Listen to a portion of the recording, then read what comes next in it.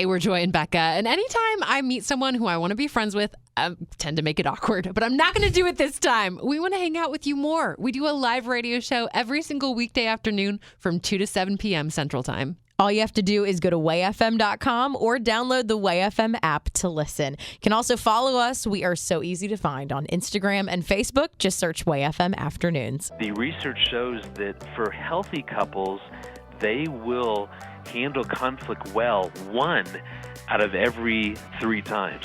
Oh, that's healthy couples. Moly. I feel so much better. Welcome to the Holy Mess Podcast. If you think you are a mess, you are not alone. We talk about the things of life through a lens of faith and find the hope in all of it. And this week, we are joined by Dr. Greg Smalley. He and his wife, Erin, both write about, speak about, and are passionate about building healthier marriages. And this week, we're going to talk about some of the danger zones when it comes to divorce, the times in marriage where you're more likely to divorce, what you can do to safeguard your marriage in those times, and the purpose of a healing separation when it comes to marriage. Even if you're not married, I know there's going to be something in here for you, maybe if you have a friend who's struggling. We got the article about the higher risk years of divorce for married couples, and I was freaked out because I'm in one of them. 5 to 7 years is very high risk for divorce, and I will say it's been some of the hardest years of our marriage, and I thought that was just due to having young kids. But can you expound on maybe why 5 to 7 is one of the toughest times? Yeah, I think that's such a difficult time for couples because it takes about 5 to 7 years for just some poor patterns that maybe were formed early on in the marriage to really wreak havoc within the relationship. So let's say that all of a sudden we get busy working, raising kids, hobbies, we're doing all this other stuff, and we've neglected each other, and all of a sudden now we've drifted apart. Now we're feeling like married roommates, and loneliness sets in. And loneliness is the most difficult emotion within marriage, because this is, you never thought to be married and alone, and so I think for a lot of couples, it's either that there has been some really poorly managed conflict that hasn't been dealt with, hasn't been repaired, and now that resentment is built, hearts have closed. It takes about 5 to 7 years, I think, to see a heart harden. Ooh. And so it's either that is going on, or we've just drifted so far apart that now we're just nothing more than married roommates, and that's not what they want within the relationship. And so I think those are the 2 biggies that I notice that really make that 5 to 7 years. Actually, 8 years is the average years married in the United States before divorce. And so 8 years, it all makes sense that if we can't work through issues and repair conflict, and if we just drift so far apart, it makes sense that people will hang in there about 5 to 7 years. Oh. And we're going to get to some of the specifics on how to repair unique conflicts at different stages. But another thing that was kind of surprising was the fact that newlyweds also have a higher risk of divorce in those first couple of years, which I think is shocking to most people because that's supposed to be the honeymoon stage. You're supposed to be madly in love with each other. So is there a difference there than maybe the divorce reasons for the 5 to 8 year range? Yeah, those first couple of years is filled with so much change. So many things can be happening, rather that's we've moved. We're just adjusting to all the different things that we have to learn about each other now that we're married. But I think that all that change creates so much stress. That stress leads to conflict. And all of a sudden you've got a young couple who haven't really learned how to repair conflict.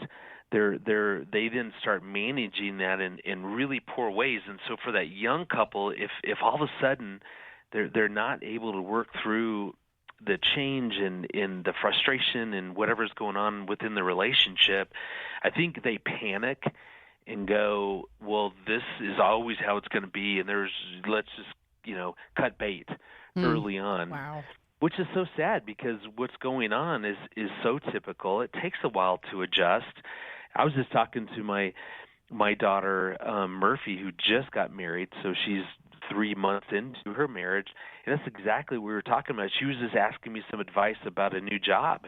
In one of the opportunities, high stress, the other pretty low stress, and I was saying, man, as you make that decision, err on the side of what would be the best for our marriage as we're going through all these change. Would a high stress job make the most sense for this season of our marriage, or would the low stress job? And I think that was helpful for her to go, that's true.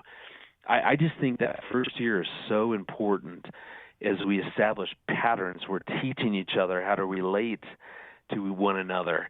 And it's such an important time that we need time to learn how to do that. And that's why if we get so busy working and have super stressful jobs, it just makes that adjustment that's much more difficult.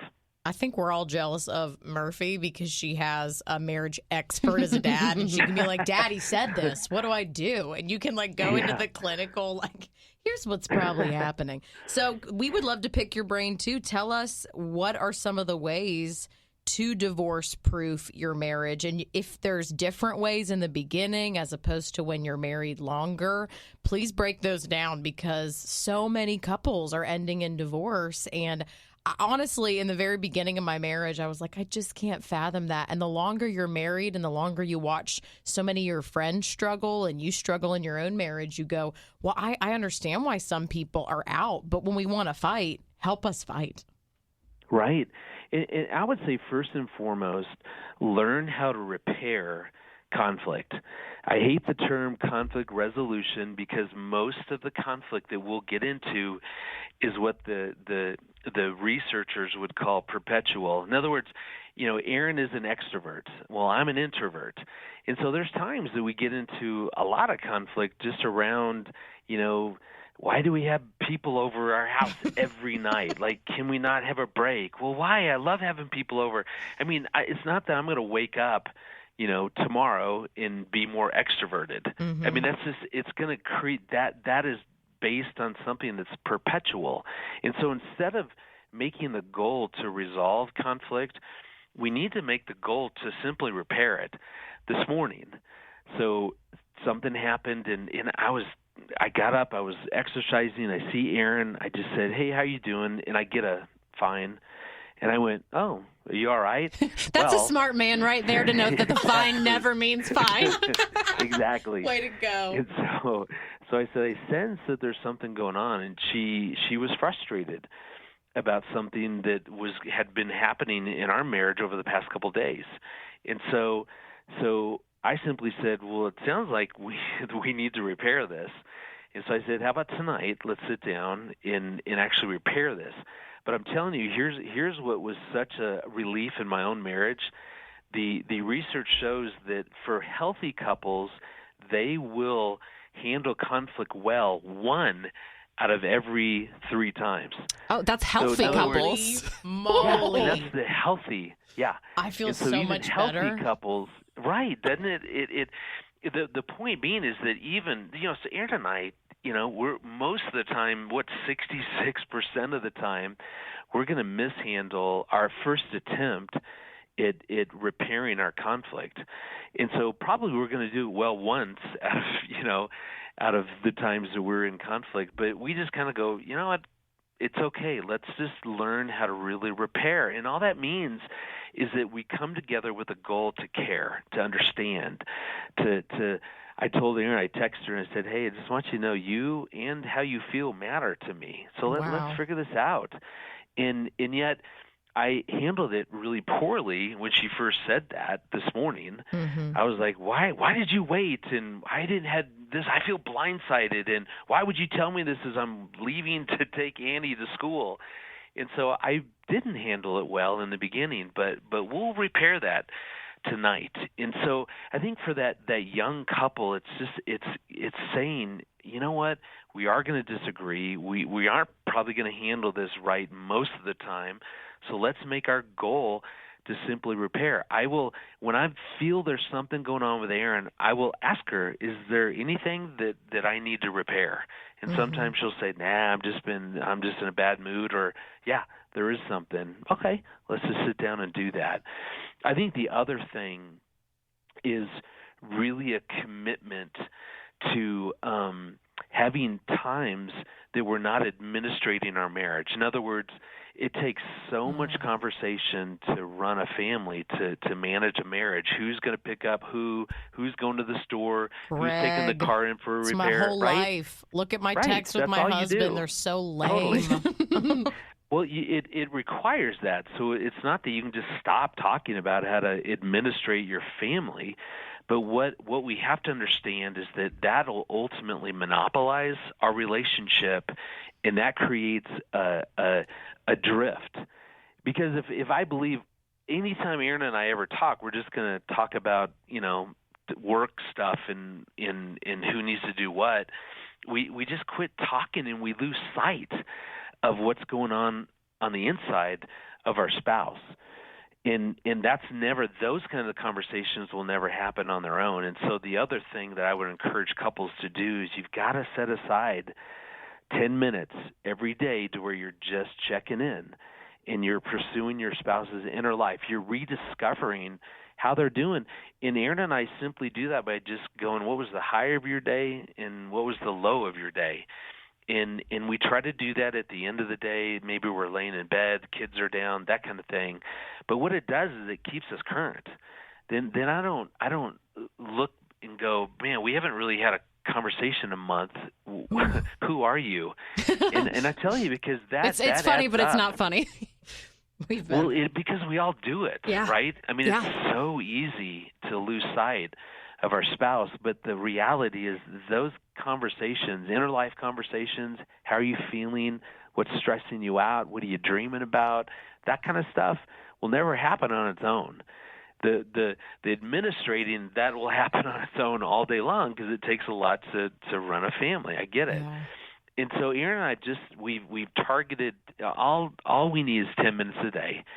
And it doesn't even have to be consecutive, so we could do a quick check-in in the morning, maybe at night, and that's how we keep current. And I tell you, date nights are great and all that, but a marriage cannot survive from date night to date night, from vacation to vacation, from holiday to holiday. That stuff just can't make up for the disconnect we feel, and yet all it takes is a simple just find the 10 minutes every single day, and then we stay updated, and we're rediscovering each other. And I tell you what, that keeps Erin and I really connected. And then when we disconnect over an argument, we'll repair that. And I think those two things would go a long ways at helping us kind of battle through and divorce-proof our marriage.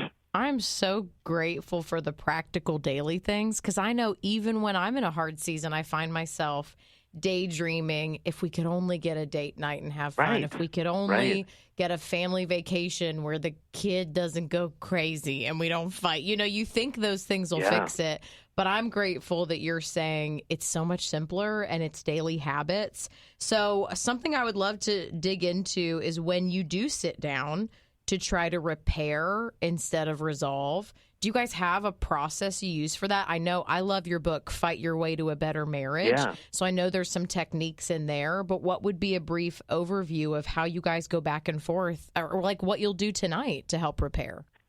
Yeah, we start by just one person has to be the speaker and someone has to be the listener.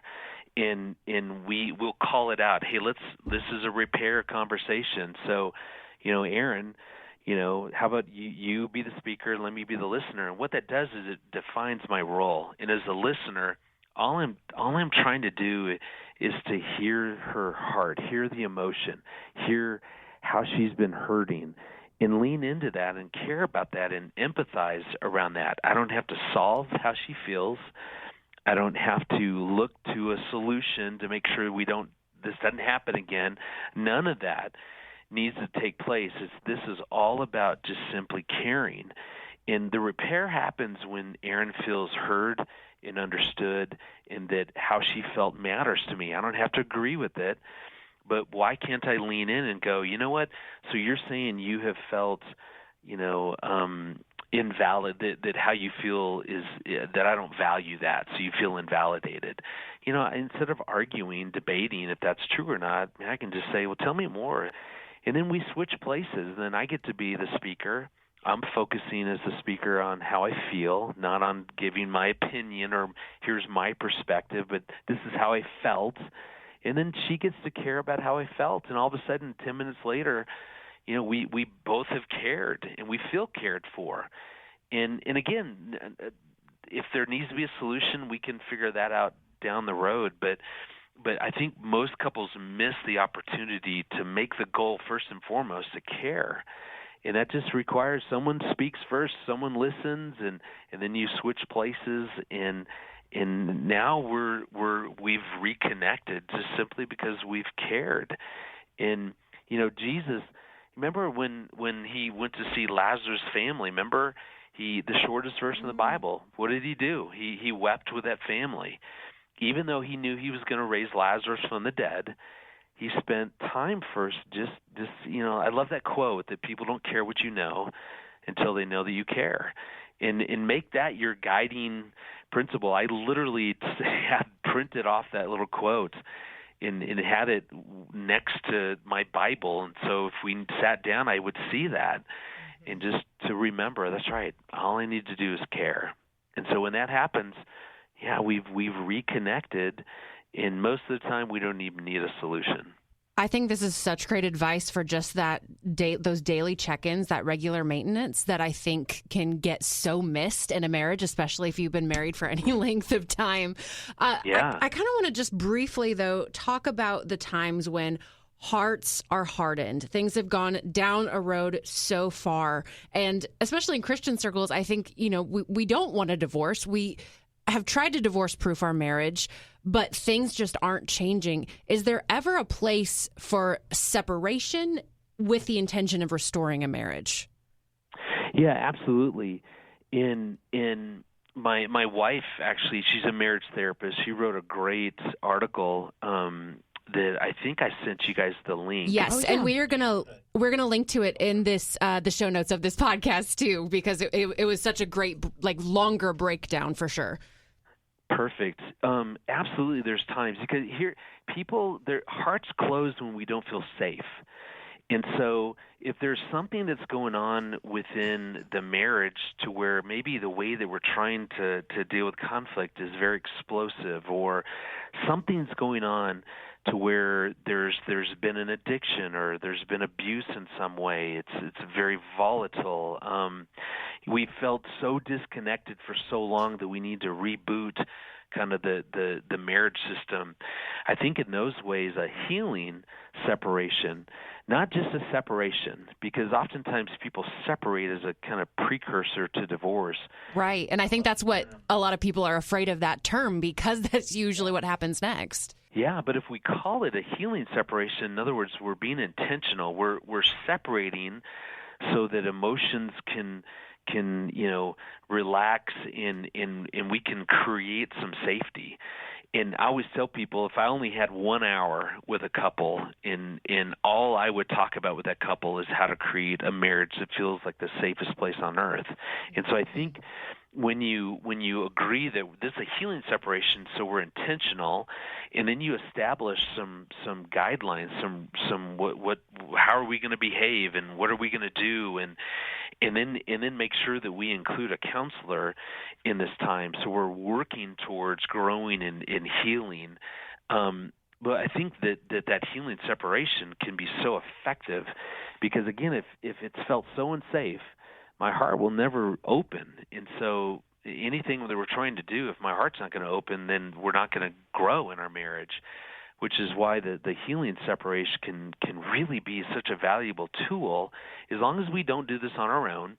So I would recruit a good prayer team, some safe people who will keep this all in confidence, and have them pray for your marriage, and absolutely get a good Christian counselor to begin to help you guys work through whatever needs to be repaired and healed in whatever growth areas that you guys need to address.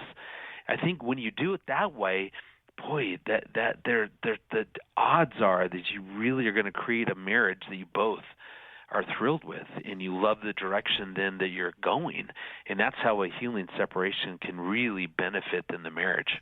I loved in her article too, which again we'll link in the show notes, that she talked about how individual work needs to be done as well, because that's you can't repair a marriage in the vacuum, especially if people aren't on the same page. So can you kind of speak to the role that individual counseling maybe plays in terms of repairing a marriage? Yeah, I always tell people, I'm the biggest proponent of marriage on the planet. I'm the biggest marriage champion, but God did not send Christ to die for marriage. He sent Christ to die for people. And that's why the people, the individuals, that's what's eternal. A marriage is not eternal. We won't be married in heaven. And that's why there has to be such a priority on the individuals in are we growing? Are we dealing with our baggage? Are we dealing with whatever issues have gotten in the way of us having then the kind of marriage that we both desire? But because we always tell people there's any time you're dealing with a marriage, you're dealing with three things. You've got his stuff, her stuff, and then the relationship stuff. And all three have to matter. And oftentimes the priority really needs to be on the two individuals getting the help, and that begins to create safety. As a matter of fact, we do something called Hope Restored, which is a marriage intensive, and we've seen probably 9,000 couples go through that over the years, 80% success rate. And I'm telling you, most of what goes on in the intensive is all around helping the individuals heal. Because, boy, when you can get hearts healing, hearts opened, then we can really address the marriage issues. But it's, in math, 2 negatives equal positive. Well, that formula is not true for marriage. 2 negative, wounded, hurting people will never create a positive, healthy marriage. And that's why the priority often is when we do a healing separation is let's first and foremost get help as individuals and then build on that by then working on the marriage when things begin to feel safer. That's so helpful, Greg, because we know that the odds are someone's listening to this who is in a really tough spot and feels like, will my marriage survive? And what are we going to do? And that there are options before you call it quits, or, if your partner's not super willing, that you guys have things like intensives, you have books to read, individual counseling is still beneficial. And we know prayer is such a huge part of this as you try to walk through something that's so hard that involves two sinful people coming together, trying to live for Jesus. And so thank you for helping us try to divorce-proof our marriages today, Greg. These tools are so helpful. And I, no joke, took notes. And Becca was laughing because she would say things and my face was like, oh, that's me. Her eyes were so wide at certain points. I was like, oh, that's so I got to good. write that down. That's so good. So this is a podcast that needs a pen and paper as people listen to it. So thank you so much, Greg. Oh, my pleasure. It's always great to be with you guys, and I love that you both have such a heart for marriage. So thanks for modeling growing first in life and becoming healthier as individuals. I love that. Thank you so much for listening. If you got something out of this episode, we would love if you would share it with a friend. To be notified every time there's a new episode, simply text the word MESS, MESS, to 91979. And if you have anything you want to share with us, we'd love to hear from you. Email us at holymess@wayfm.com. Thanks for being a part of our messy family.